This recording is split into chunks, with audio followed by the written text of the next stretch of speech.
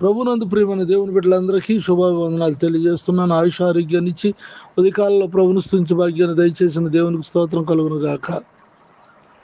నీ ఆత్మ వర్ధిల్లుచున్న ప్రకారం నీవు అన్ని విషయాల్లో వర్ధిల్లుచు సౌఖ్యంగా ఉండవాలని ప్రార్థించుచున్నాను.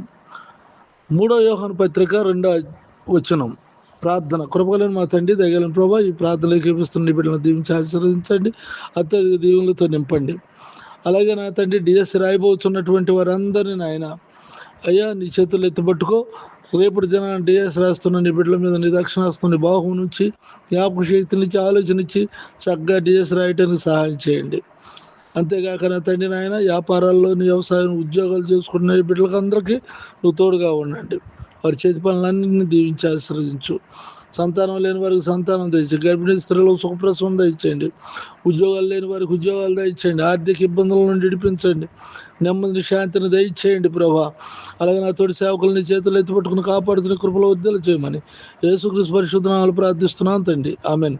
తండ్రి దేవుని దయ, ప్రభువైన యేసుక్రీస్తు వారి కృప, పరిశుద్ధాత్మకు సన్నిధి నిత్యం తోడే ఉండుగాక. Amen, amen.